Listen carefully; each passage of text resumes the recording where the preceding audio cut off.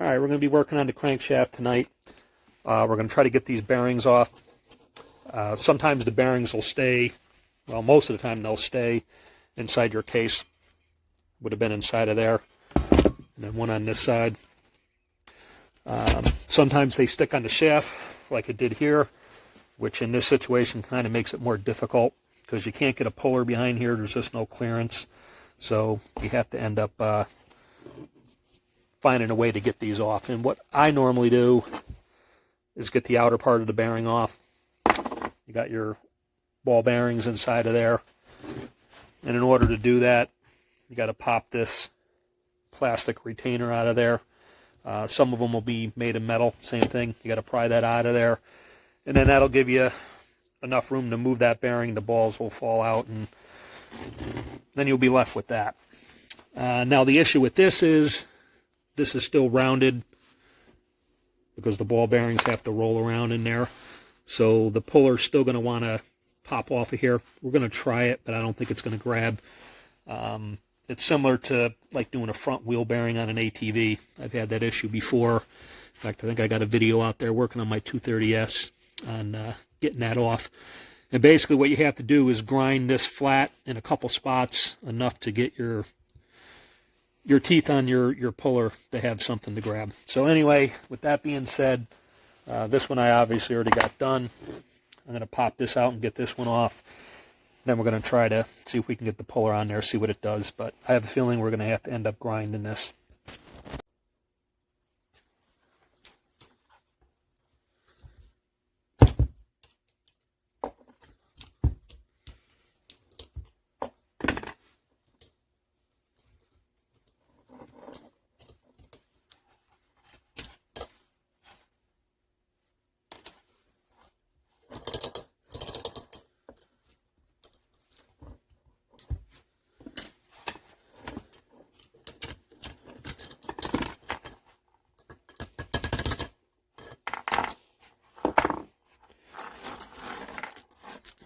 Save those for your slingshot.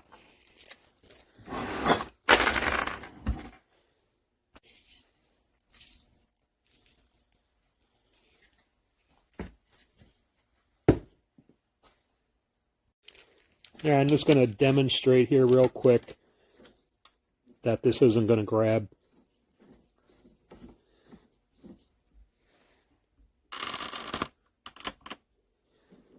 So as you're starting to tighten this up,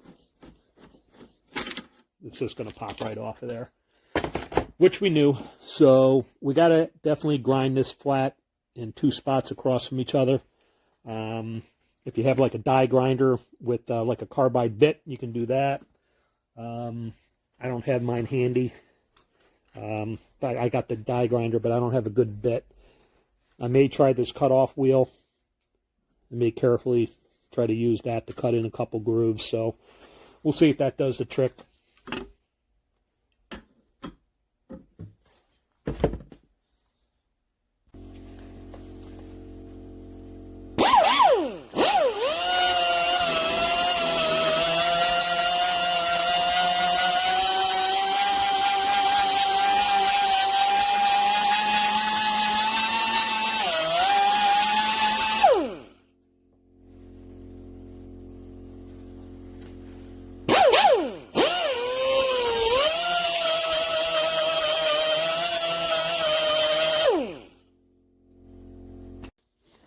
All right, so that's what we're looking for.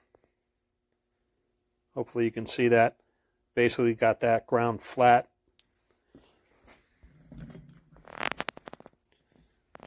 On both sides there. So hopefully that's enough now where the puller will grab a hold of that. It's usually all it takes, and hopefully that pops right off. All right, so I had to grind a little bit more there. It still wanted to slip out. I actually wrapped a little bit of tape around there. It's just so tight that I can't get this puller straight, but it just started to pull, so I think I'm going to get it, hopefully.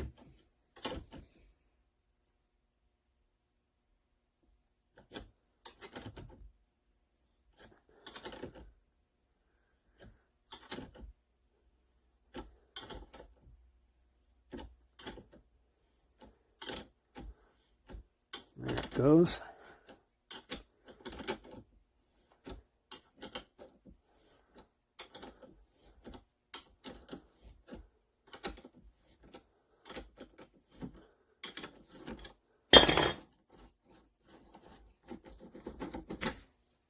All right. All right, so I'm working on the other bearing now. Same thing. I got these grooved out enough where I can get my puller to catch. It's not catching great, but it is catching. I know this tape looks a little ridiculous, but that's actually keeping it from spreading out on me until I can get it to start to move. And I actually went as far as putting a C-clamp around here. Same idea, to keep that thing closed. It's still at a bad angle, so it wants to pop off, but I think that's going to do the trick.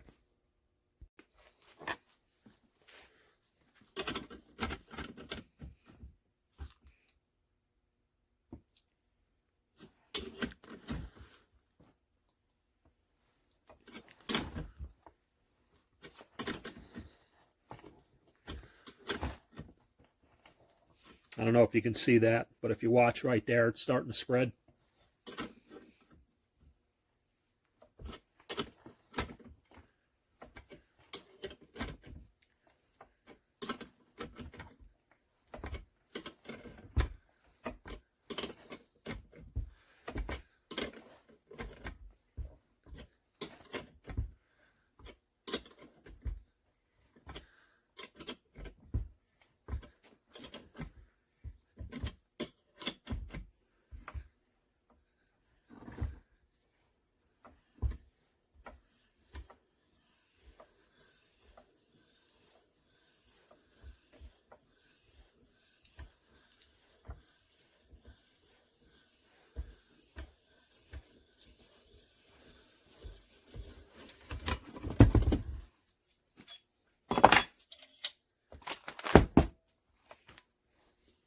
All right, so there's the second one.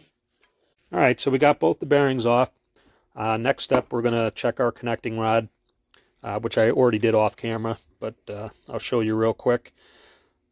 The most important thing is you want to make sure you got no up and down movement,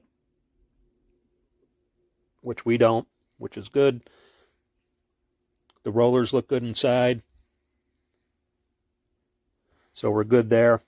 Make sure you don't have a bent connecting rod, but I can tell that this is good. We're going to clean this up with a Scotch-Brite pad a little bit. So pretty much the only thing left we really have to check is our side-to-side clearance. We got a little bit of play there, which is somewhat normal. Just got to make sure you're within tolerance. So we got our book out. There's our chart.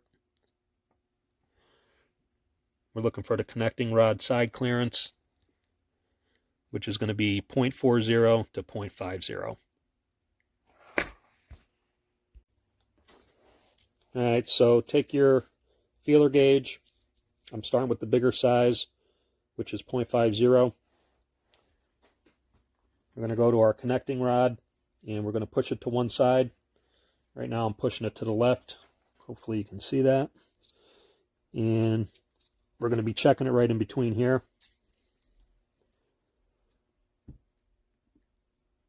And I can't quite get that in there.